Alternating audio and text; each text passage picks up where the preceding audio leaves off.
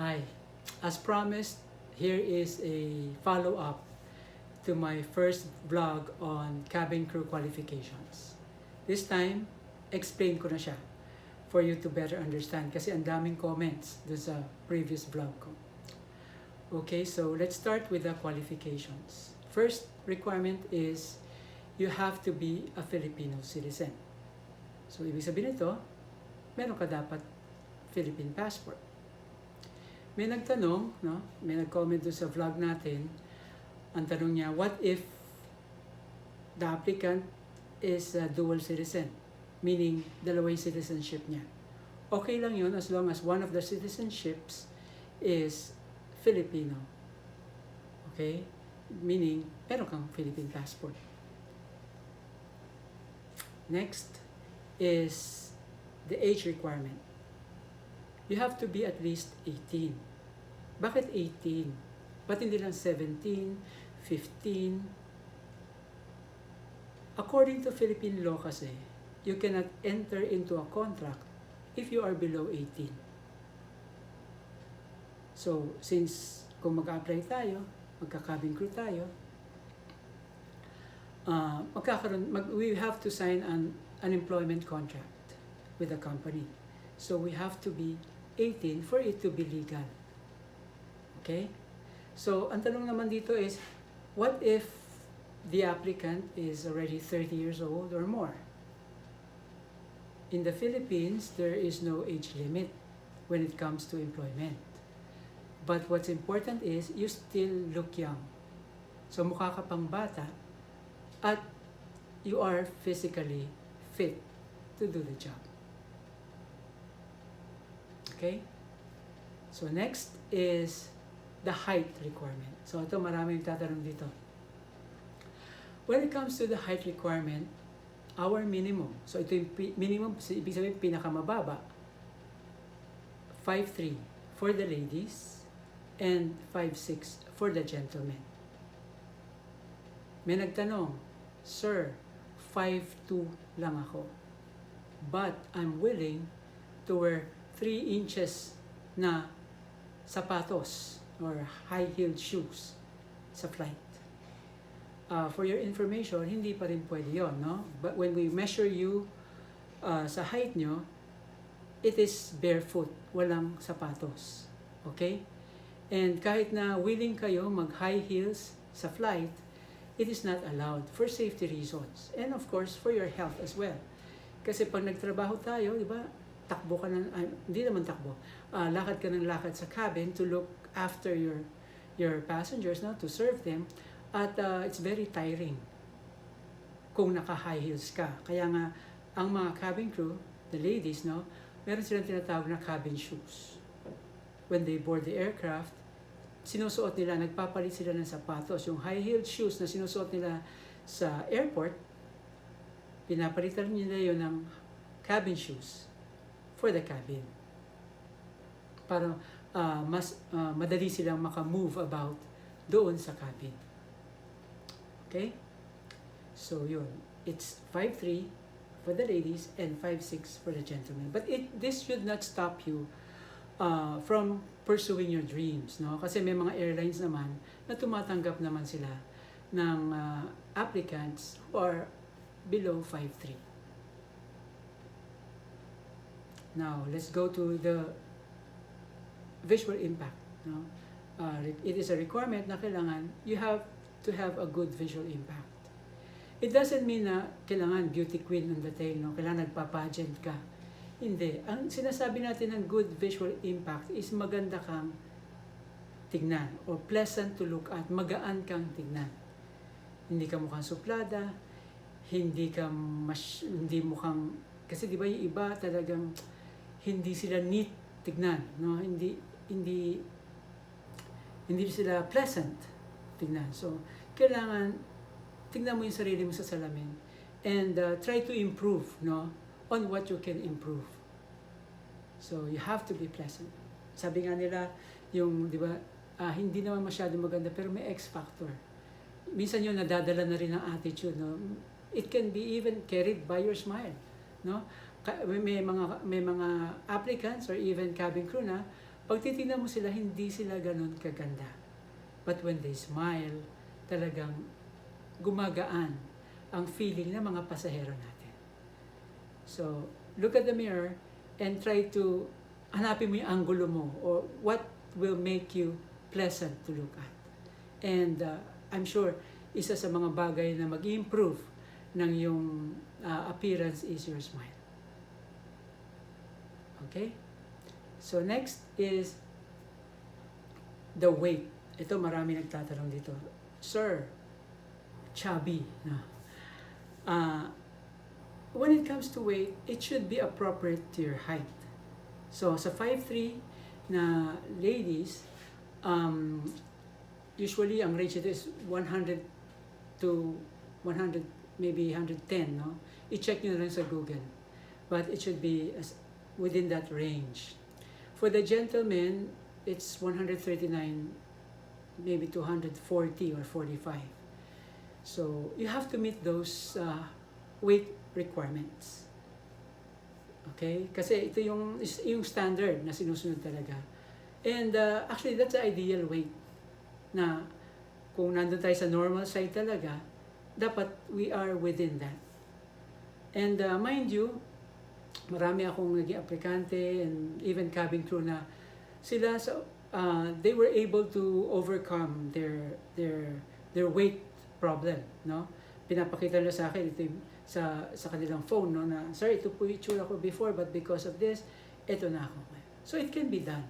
Actually ako, just within the past 2 or 3 months, I lost a lot of weight, no? In one of my vlogs, siguro I will share how I lost the weight naturally. No, walang magic, no. I did it naturally, consistent, ano lang talaga. Consistent ritual, no, which I will share with you in my next video. Okay, another requirement is complexion. Of course, yung iba dyan, maganda.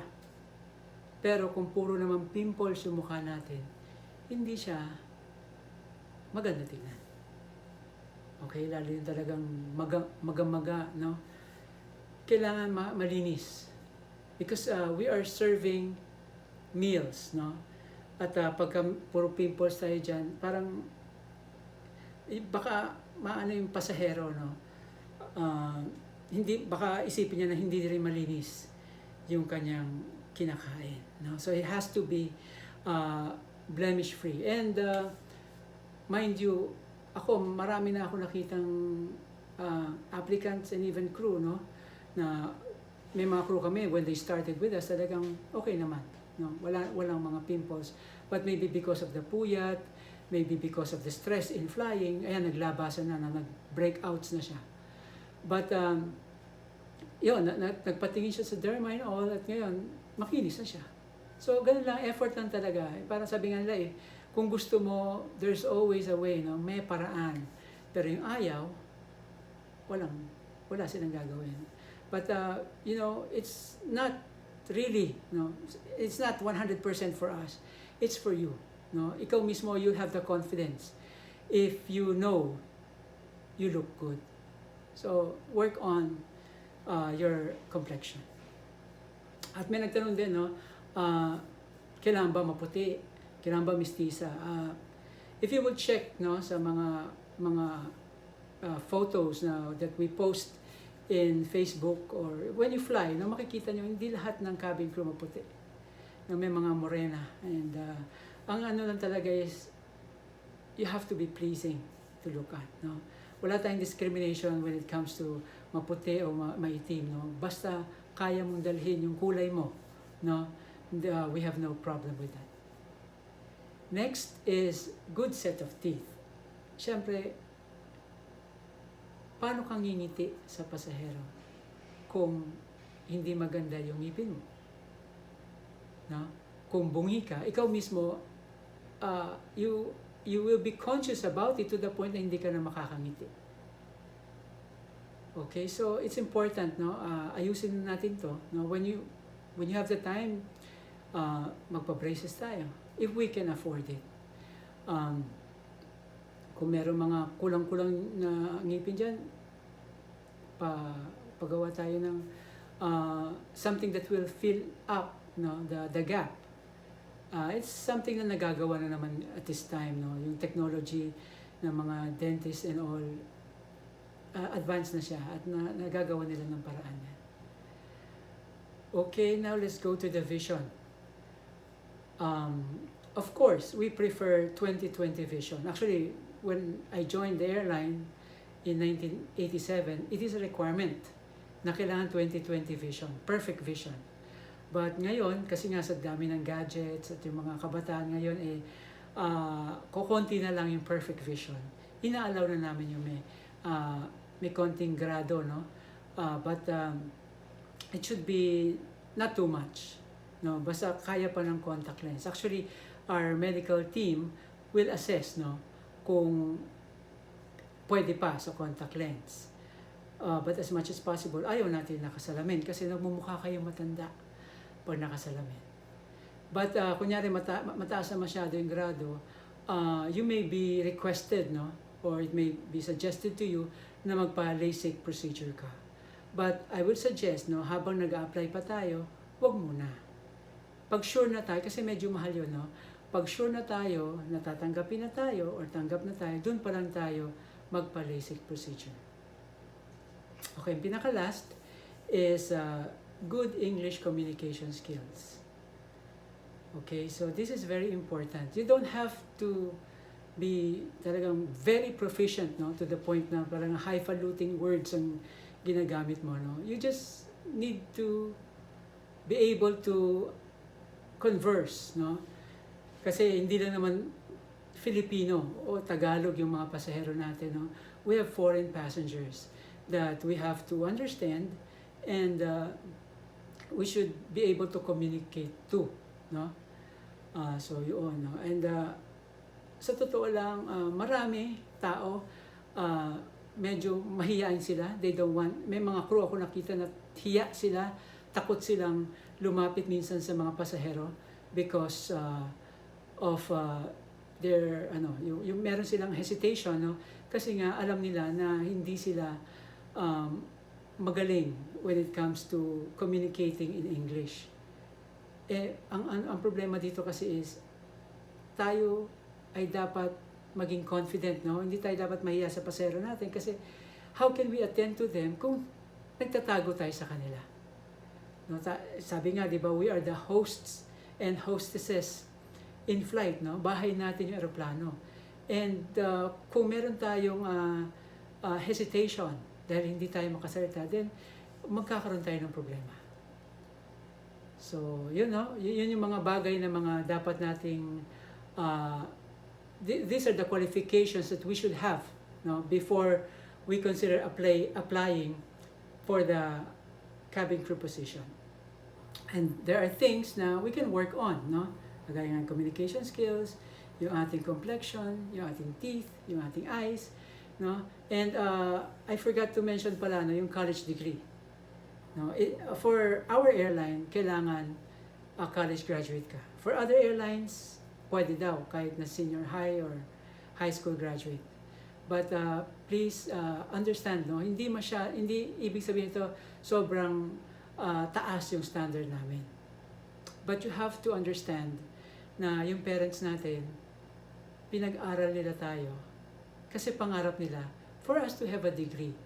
And your degree will be your plan B, no, in case, let's say, nagsawa ka na lumipad and you want to venture into something or you want to go to apply for other positions.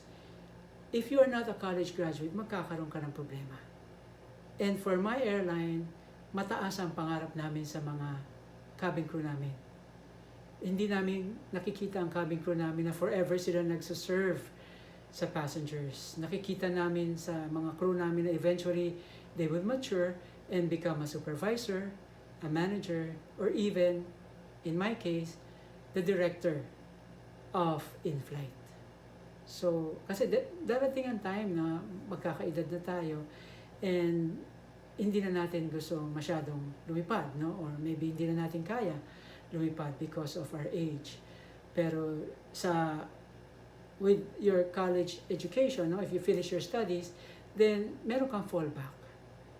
You don't have to retire no, early.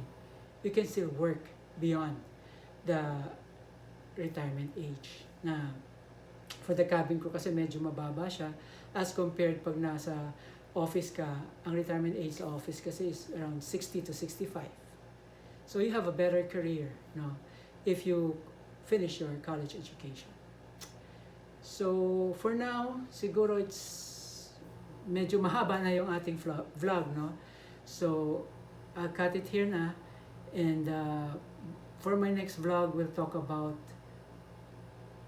the resume, you know, how to prepare the resume, what is expected, no? Ano, as the director of Inflight, ano ina-expect ko na nandun sa resume nyo? At pag-usapan din natin eventually, ano yung ina-expect ko pag i-interviewin ko na kayo. So, cabin crew aspirants, I hope you learned something. At least ito, what I shared with you are factual. Hindi ito yung narinig lang niya or nakita lang niya. Or no. These are factual. These are the things I look for applicants. And I hope, no, in the future, I will be interviewing you.